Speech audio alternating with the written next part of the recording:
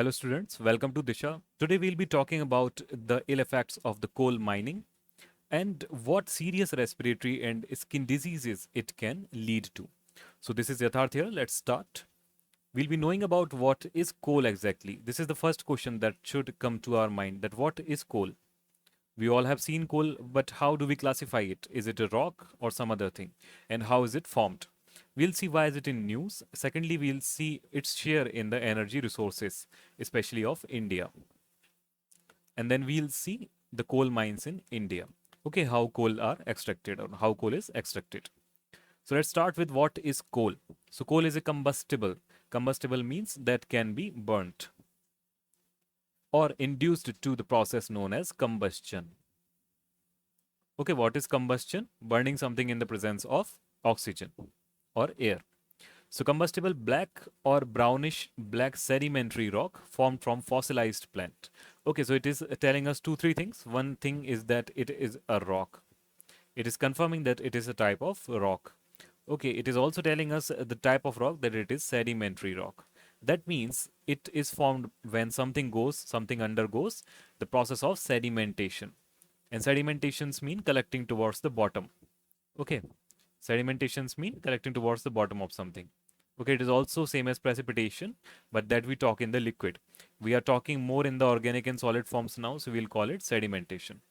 Okay, so in the presence of heat as well as pressure, there are some fossil of the plants, organic fossil, which turn into a rock sort of thing known as the coal. Okay, we'll be reading about the stages. So it is primarily composed of carbon because it is organic, it is coming from plants, along with various amounts of other elements such as hydrogen, sulfur, oxygen, as well as nitrogen. Next thing is that coal is found in underground deposits, basically known as mines, called coal seams, and is mined for use as a resource of energy and in various industrial processes such as electricity generation. So basically, it is you can say it is a harbinger or a storage of energy. It is a storage of energy. So where is the energy coming from? Just a second. So wherever we have carbon, carbon is producing double bonds. Carbon has the ability to produce multiple bonds with, let's say, hydrogen. Carbon has the ability to produce bonds with sulfur, oxygen, and all of these bonds are holding some sort of energy. So this energy can be released when this coal is subjected to combustion. Okay, now our curious mind should ask that where is this energy coming in the first place? Okay, why do we have this energy stored in the double bonds? Because of the heat and the pressure. Because of the heat and the pressure. So the heat and the pressure that was applied to this rock in the, let's say, time span of thousands of years, 10,000 years. Okay, this can be extracted in a single second by combusting this source of energy. Okay, so this is the process. Now let's talk about the production of the coal or the formation of the coal rather. We cannot produce coal. So this is a peat. Peat is basically plant matter. So thousands of years like before now, or thousands of millions of years ago actually, what happened before the angiosperms and the gymnosperms took place on the earth, the earth was more like a swamp. The earth was in a swamp stage. And when earth was in a swamp stage, there were multiple trees and there was like mud or swamp on whole of the earth. Now in the future what happened, then this swamp got converted into lignite as the conditions of the land changed. Okay, and with the pressure as well as the heat, this lignite would convert into sub-bituminous coal, then bituminous coal and anthracite coal. This is the purest form of coal, the anthracite, and it is subjected to most pressure and heat. Most pressure and heat.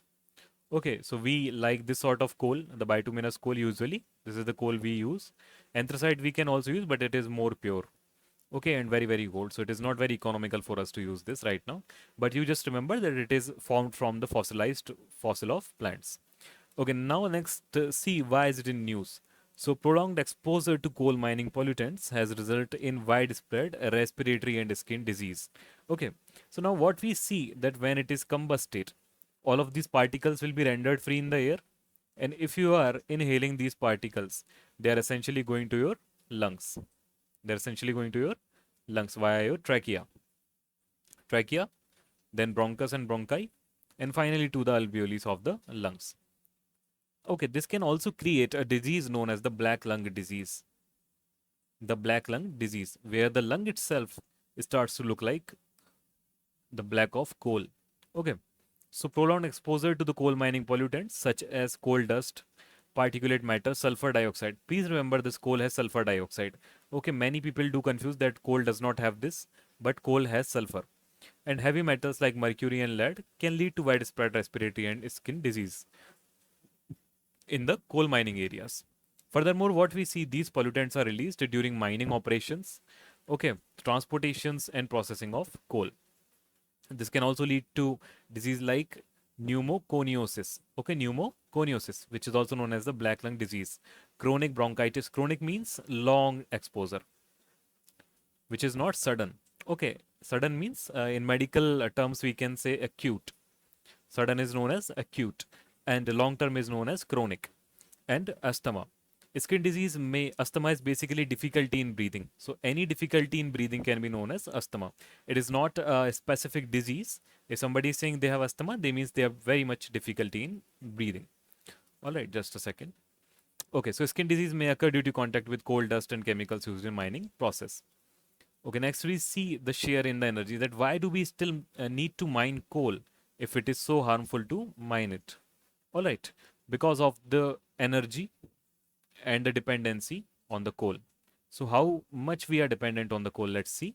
So while India has committed to source nearly 500 gigawatt of electricity, or nearly half of its projected installed capacity for 2030 from renewable energy sources. Renewable means, let's say, air turbine, wind turbine, okay, solar plants, water, hydrothermal energy, or something else, not coal basically, or not fossil fuel. So it is expected to be the mainstay of the power generation in India for next few decades. So we are heavily reliant on coal, and we will be heavily reliant on coal for the future also. Next thing is, nearly half of India's installed power generation capacity, or about 200 gigawatts, are coal powered. Okay, coal powered thermal plants. And changes, however, coming. What we saw last year, that renewable energy accounted for 71.5% of the record power generation capacity added by India in the first quarter of this year 2024. We are talking about the latest developments. So in the first 4 months of 2024, we saw that more than 70% of the new energy added was with renewable sources. And the coal energy decreased less than the 50%. Okay, then this happened first time since the 1960s. Okay, quickly let us see now the coal mines in India. So you can see the map here. Most of these are located in the Chhattisgarh, West Bengal and Odisha region here. So this region is also known as the Gondwana region and Gondwana region coal. Coal seam are also located in the northeast, especially in the Assam and Meghalaya. Meghalaya, there is an issue of with the coal mining. It is also known as the rat hole mining. Rat hole mining. It has been declared illegal by the Supreme Court. Okay, there are basically very small rat hole formed, and children go inside them to mine coal seams. Okay, very thin coal seams are there in the Meghalaya.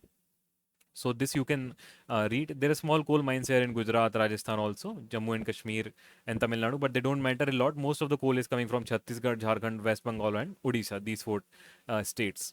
Okay, here you can see the Bokaro, Singaluri, Pech and Kanan, Ib and Talcher, Singareni, Raniganj. These are all coal mines. Okay, but please remember most of them are located in Jharkhand, Chhattisgarh, Odisha as well as West Bengal. Few are also located in Assam and Meghalaya. About reading, when you are reading about Meghalaya, please remember the rat hole mining. Alright, so this is all about today's lecture. I hope you liked the lecture. If you have any feedback, please let me know in the comment section. I'll be very happy to help you. This is Yatharth here signing off. Thank you very much. See you again.